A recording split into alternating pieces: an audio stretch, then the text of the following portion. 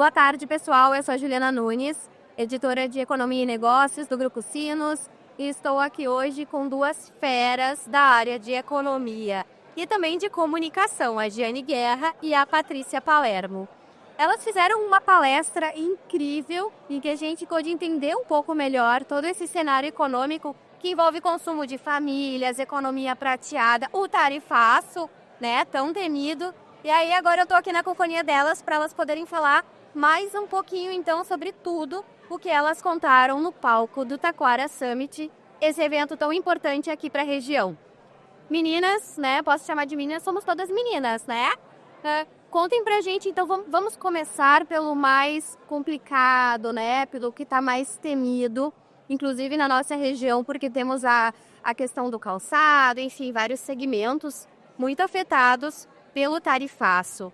Vocês falaram muito ali no palco desse impacto, né, para o Rio Grande do Sul, para o Brasil. O pessoal realmente está muito preocupado. Que tipo de panorama a gente pode trazer neste momento? Bom, cada setor tem suas peculiaridades, cada estado tem, né, e cada empresa também tem uma situação diferente. Então, cada uma vai escolher qual é o melhor caminho, quais os caminhos a se percorrer, mas eu vejo vários, né? Um deles é as entidades associativas, e as entidades são movidas pelas empresas que têm algum tipo de interlocução com os governos, estimularem que se continue a negociação. E sempre atentos aos indicadores dos Estados Unidos, para ver, por exemplo, o que está pesando lá para o consumidor, porque é isso que vai conduzir o governo norte-americano a fazer eventuais recuos que eu acho que vão ser pontuais, conforme aquilo que efetivamente pesar por norte-americano, pelo menos neste primeiro momento, tá? Eu acho que também é muito saudável, por mais que você saiba que seja difícil, se procurar novos mercados. Tá? Eu acho muito importante isso. Daqui a pouco, Estados Unidos era um mercado fácil, estava ali, uma relação comercial de muitos anos, mas daqui a pouco agora, na necessidade, tu encontra outro parceiro bacana, né? Então, isso eu acho legal. As entidades associativas têm um papel super importante nisso, tá? Associativismo na veia agora, essa é a minha sugestão.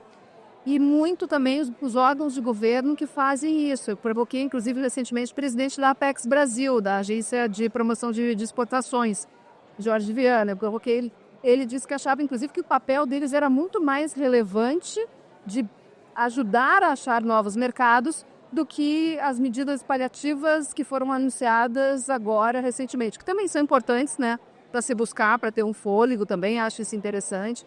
E buscar mais mercado interno, né? Vender para brasileiro também pode ser uma alternativa para determinados produtos que não se encaixem em outros países. Porque, querendo ou não, a gente tem uma cultura, e a Paty fala melhor do que eu sobre isso, nós temos uma cultura de consumo que é muito americanizada também, ao longo do tempo.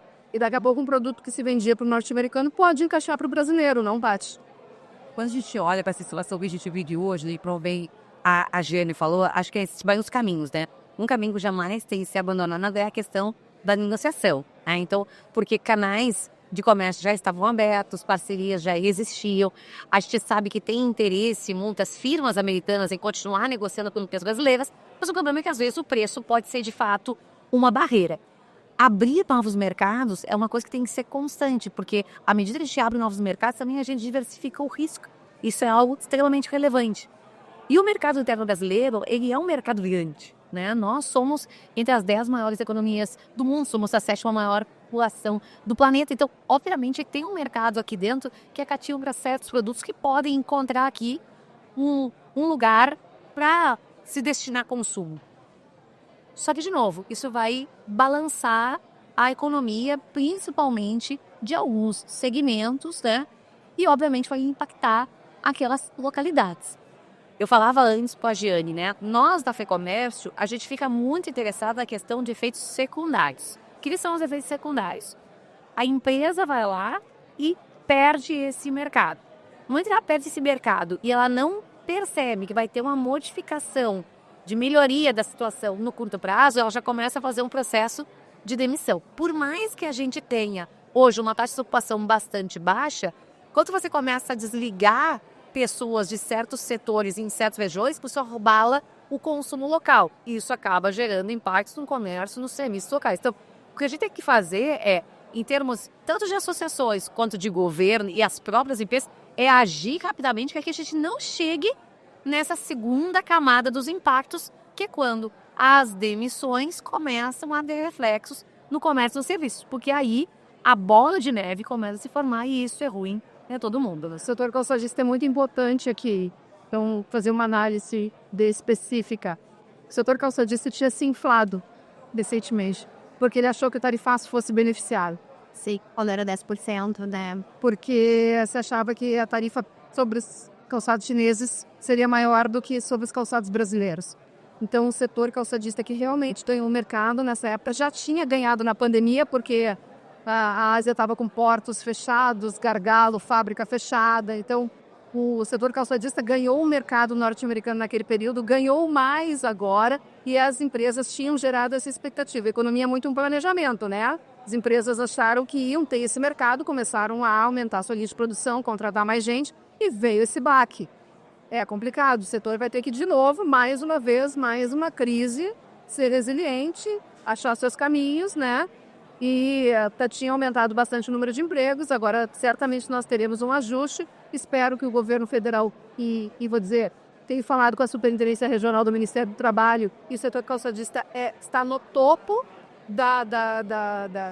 do observatório deles para ver se vai ser necessário anunciar medidas específicas de manutenção de emprego ou se aquelas que a CLT já autoriza vão ser suficientes. Então, este é o cenário que está posto, esses são os canais.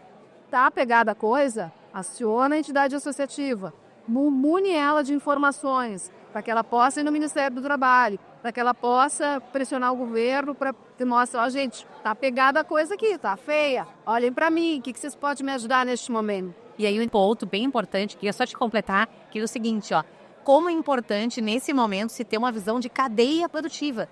Porque, por exemplo, nesse último conjunto de medidas que foram lançadas, se pensou muito na empresa que foi afetada, porque ela não vai conseguir mais exportar para os Estados Unidos, mas muitas vezes ela compra componentes de uma empresa que só vende com o mercado interno.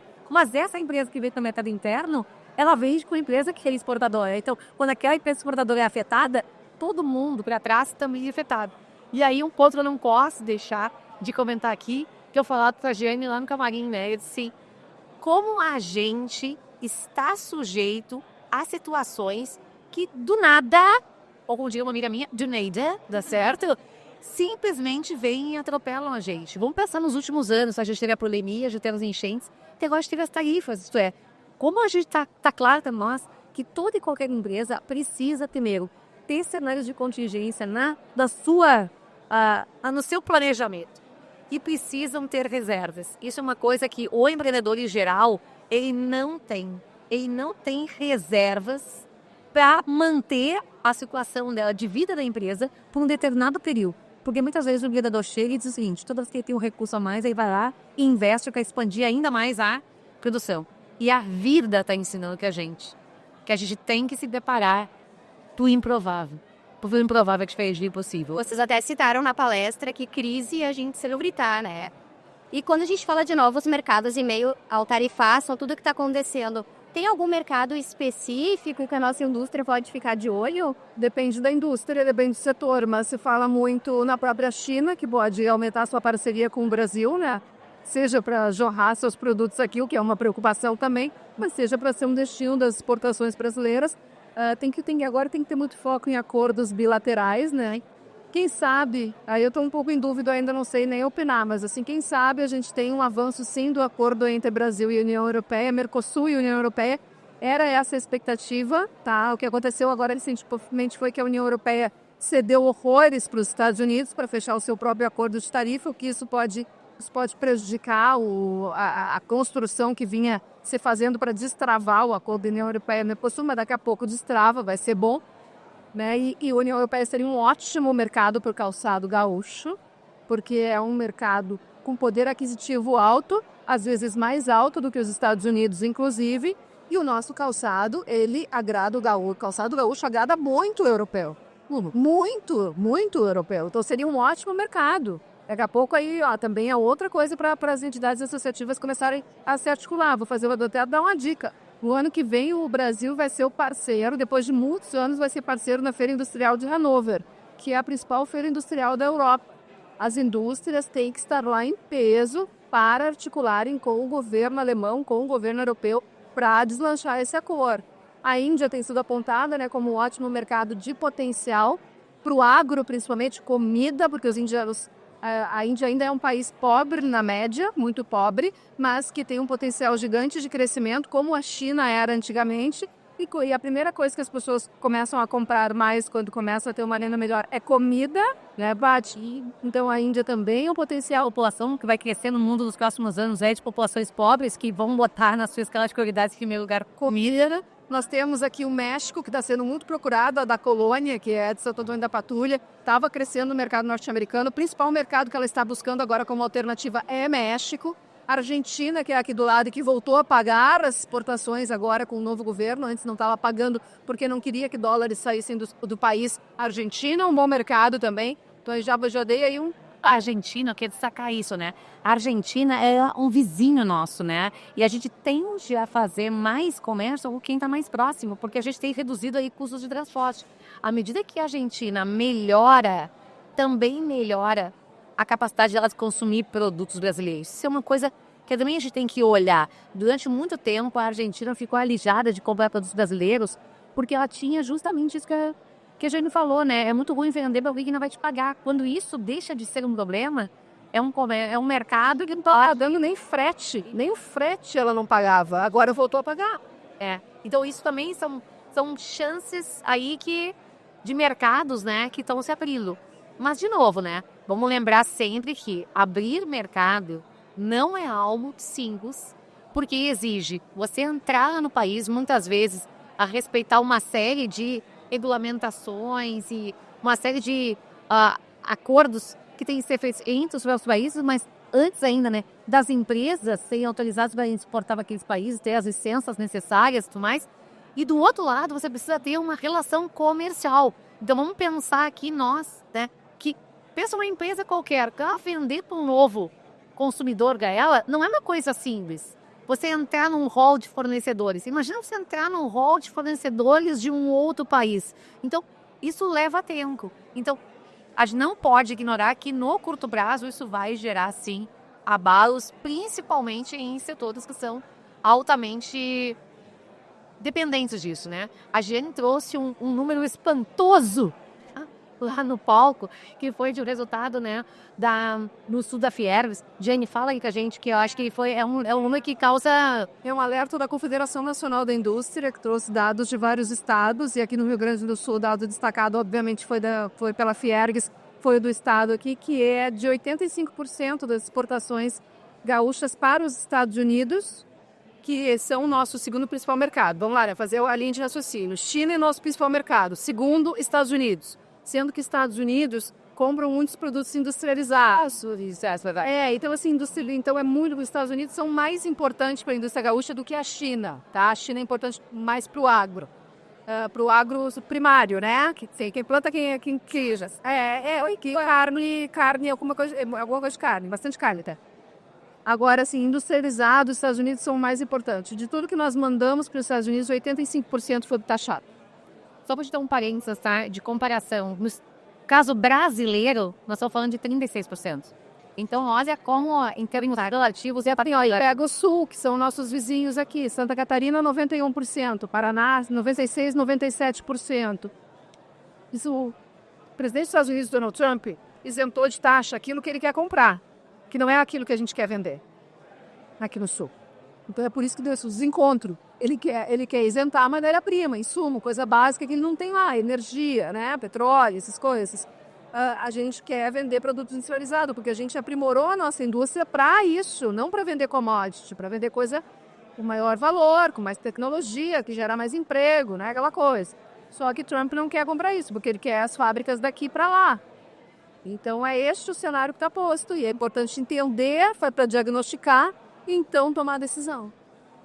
Perfeito. Falando em entender, vocês falaram muito bem ali no palco, a gente conseguiu entender um pouco melhor. Eu queria que vocês falassem aqui também sobre essas mudanças no hábito de consumo. Inclusive, eu quero conhecer a Brigitte. Eu tenho a Matilda Valkyrie e a Melissa Sofia, minhas gatas. Entendo totalmente o que tu falou sobre a Brigitte. Queria que vocês falassem um pouquinho pra gente o que realmente mudou no consumo. Bom, quando é que quem abre a gente primeiro. O senhor explica pra gente. Eu já sou mais roots, né? Eu tenho o lobo, mancha, a lua e o titã. Mostra que eles ocupam menos espaço no orçamento dela, entendeu? Aqui, o nome da sou relacionada aqui, né? Bom, gente, quando a gente olha, né, o consumo das famílias ainda é a força motriz que move a economia brasileira. Por mais que a gente fale muito aqui sobre a questão do setor externo brasileiro, vamos lembrar que a economia brasileira ainda é muito fechada. Tá, mas quem é a Brigitte? A Brigitte é minha cachorra, né? De bom dia que falei mais no Instagram da Patrícia Corroeiro Brigitte. É verdade. Aqui, aliás, essa semana apareceu uma boa, tá certo? Então, cara, é verdade, né? E maravilhoso. Então, por que a gente tá falando isso, né? O consumo das famílias, ele é o motor da atividade econômica brasileira e no lado da demanda, né? A gente tem aí mais de 68% do PIB brasileiro determinado pelo consumo das famílias, né? As famílias, no ano passado, experimentaram o maior crescimento em termos de consumo desde 2011. O consumo das famílias cresceu 4,8%. Nós estamos num processo de desaceleração, mas a gente ainda cresce. A questão é que as pessoas estão consumindo cada vez mais diferente das que consumiam no passado. Então, como é que entra a Brigitte na história, né? No passado, quando a gente fosse olhar o orçamento das famílias, a parte da renda das famílias que era destinada, por exemplo, para os pets, era quase nada. Hoje, gastos com pets entram na inflação. Nós temos 3 itens que medem justamente a parte de alimentação, de cuidados e tratamentos, cuidar de saúde, com pets. Se você entra no cálculo de PCA controlando essas variáveis, elas são importantes para o consumo das famílias. Então, quem concorre pelo orçamento das famílias acaba concorrendo com você que vende para famílias.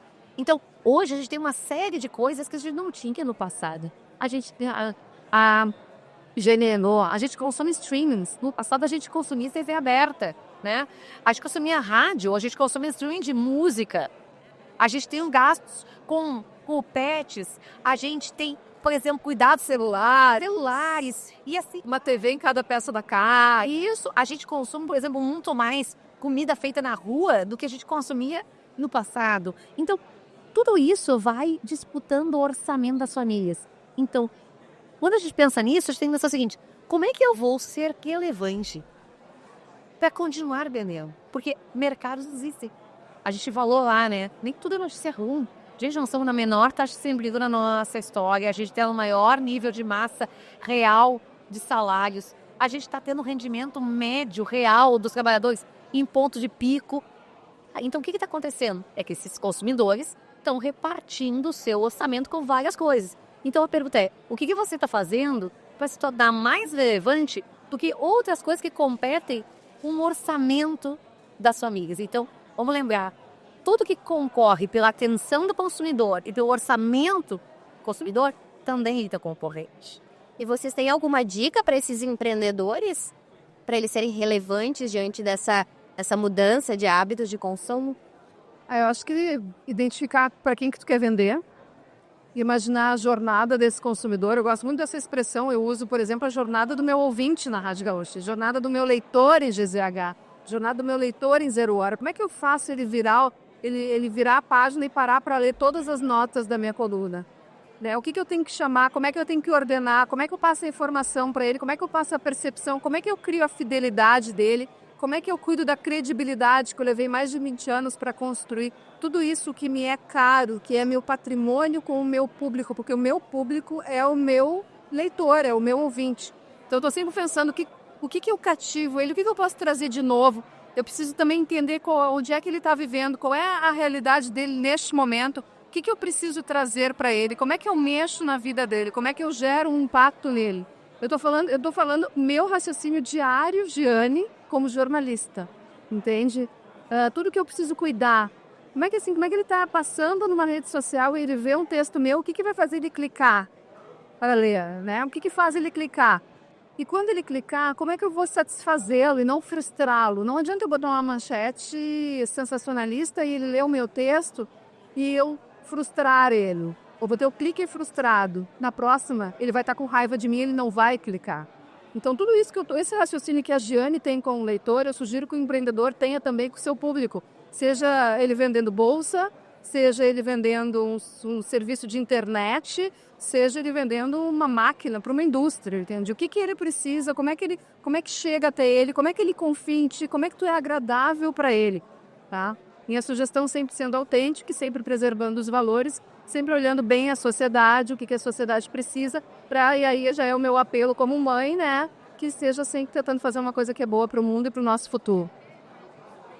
Quando eu penso, né, na questão dos empreendedores, e eu sempre falo, né, de chamar a atenção desse consumidor e tentar atrair uma parcela maior do orçamento dele para aquilo que você está vendendo para ele, além de todas as coisas que a Giane falou, eu queria acrescentar mais algumas, né?